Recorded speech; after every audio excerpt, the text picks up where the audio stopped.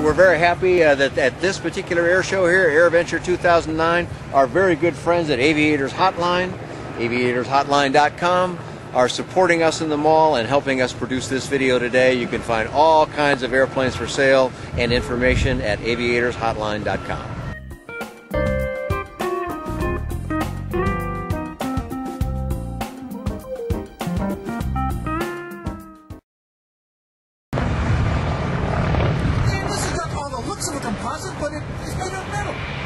It is a nice smooth airplane, but Tecnam is pretty good at that stuff. But yes, you're right, Dave, this is an all-metal airplane. All their airplanes are metal, except for their brand newest one that's not even out on the market yet.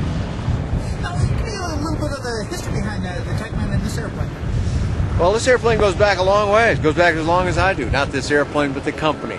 Tecnam, known by a different name at that time, was originated in 1948 in Italy, and is a name associated with the Partenavia twin airplane.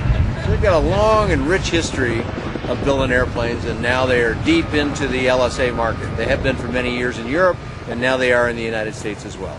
Now, what's this particular unit here called?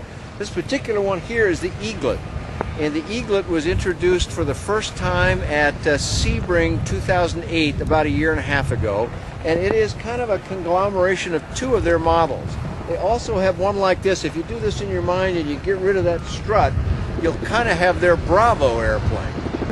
And they also have one with a strut that's a little simpler and not quite as smooth as this, called the Echo Super, excuse me.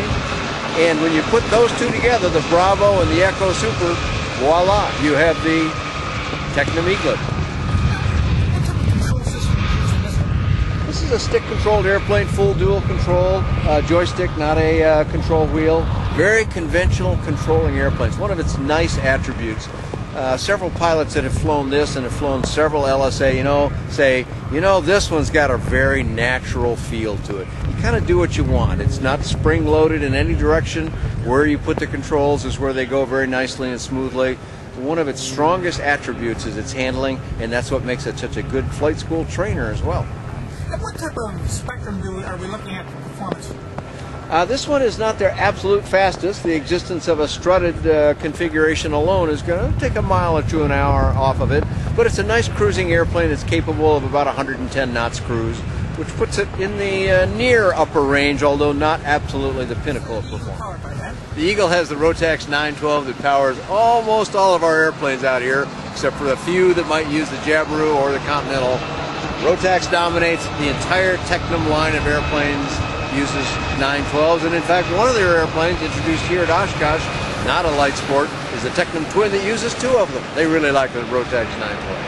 Now, for stall screen, that type of thing, is the airplane equipped with flaps? The airplane is equipped with flaps. It's got a really nice flap setup on it, and again, just like the control system, the flaps operate so smoothly and nice on this airplane. You can slow down very nicely to the minimum of about 40 knots. The minimum is 45 knots, but they get it a little lower than that through a nice, it's got a nice thick airfoil you can see here. So, how long has this airplane actually been out on the LSA list? This has been on the LSA list since Sebring of 2008 when they introduced it. They came out, they were all ready at the time. This is a company that knows all about building type certificated airplanes. So for them to build a light sport aircraft and meet the compliance to ASTM standards is not very hard at all. Well, as a matter of fact, Dave, I do not on the Eaglet, but I do on the Bravo and on the Sierra, which is their low-wing model. This is one company that makes both high-wing and low-wing airplanes. Not so common, but the Eaglet will hope to fly sooner, but there are a number of places you can read about it, and you can read about all their other airplanes on my website, which is bydanjohnson.com or bydanjohnson.com.